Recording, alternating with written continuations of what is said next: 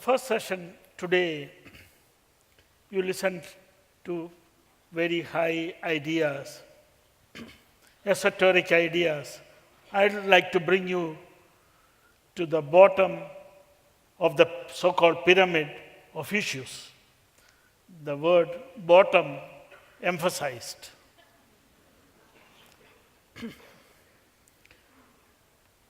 Gram Vikas started as an organization back in 1979. It works in the areas of social housing, renewable energy, education, health, environmental interventions. In the renewable energy program, we were mostly working with biogas. Biogas is produced by fermenting cow dung, which we call, but in a gender-sensitive way, I call it bullshit. And we've created more than 54,000 of these. But then we saw the terrible state of sanitation in the state of Orissa. We wanted to do something about that. So I'm a person who has graduated from bullshit to full shit. I'm now in full shit.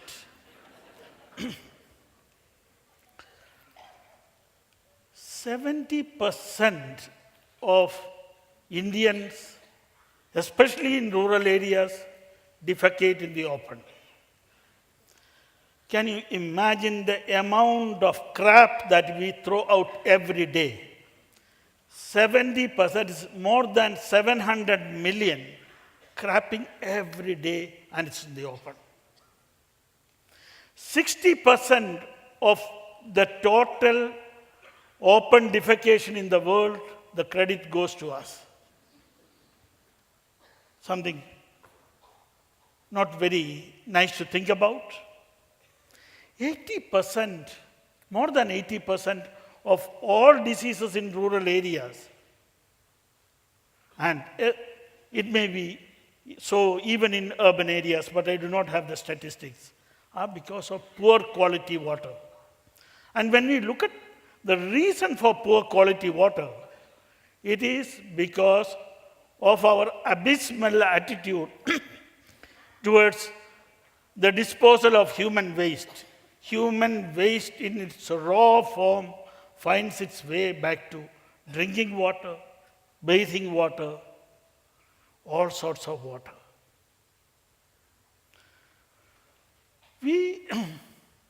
And this is happening in India at a time when we are thinking of sending a man, maybe a woman, to the moon. So we thought we should have a model which is replicable and which can be built by the people themselves. So we call this program Mantra, Movement and Action Network for Transformation of Rural Areas.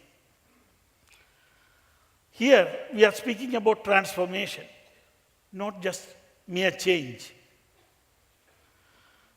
People in the villages, there has to be a buy-in by any village of 100%. So once they have agreed to 100% participation, people collect all the local materials, they make the bricks, they bring the sand, they bring the aggregate, they bring the rubble for the foundation, and we, from government subsidy or some other funds, get the enough funds to buy the external materials, that is cement, steel, and the toilet pan. Then also people of the village who are daily laborers, who are landless, they are given an opportunity to be trained as masons or plumbers. So while these people are being trained, the others are collecting the materials, and then under supervision, the trained masons build a toilet and a bathing room of a very good quality. Why? Quality.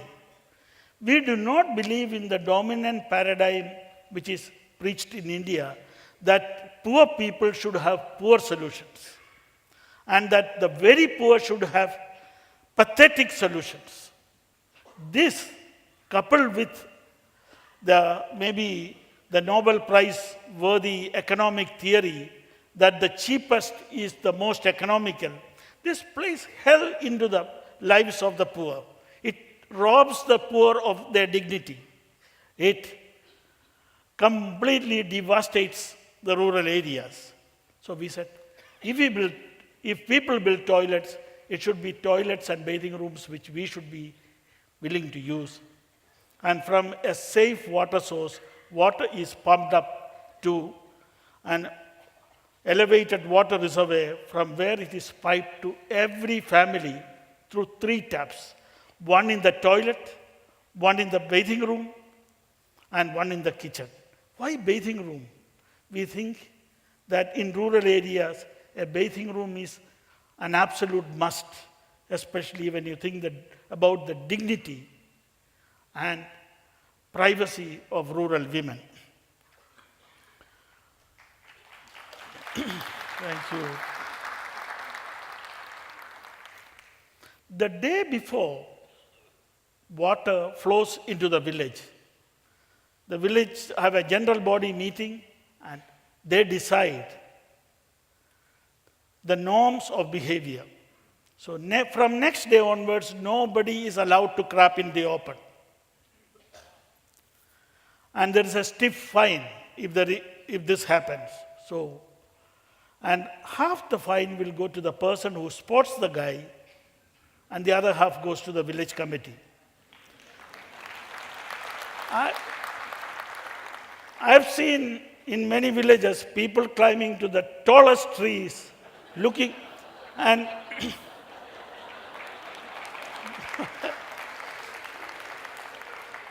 looking out for people. In one village, one guy even had a binoculars, looking for people so that he could make some money. Well,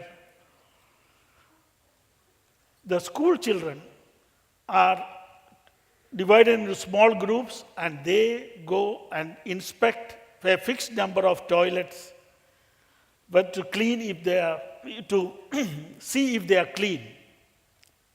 If they are very dirty, then the family is called and in front of the children they have to clean it. If they are insufficiently clean, then the children clean it, and for that they can collect a fine from the family. And for this is used for the school stationery, but every month, at least in the beginning, the children also have a feast. We have looked at the impact of this program rather meticulously. We find that 82% of the waterborne diseases in these villages, and we have over 1,200 villages, have reduced.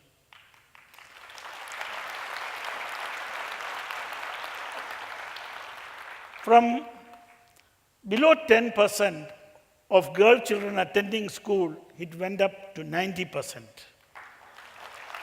There were 30% of the boys going to school, but it has gone to 95%. Women who used to spend anything between 3 to 8 hours carrying water for the family no longer have to do it. And the so-called erstwhile unskilled laborers, after being skilled laborers, their earning has increased by over 300%. We believe that armies, arms and ammunition, cars, caravans and convoys, software firms and spaceships, even putting a man or woman on the moon, or even gaining a permanent seat in the United Nations, cannot bestow a nation with respect, dignity, if it is bereft of taps and toilets. Thank you very much.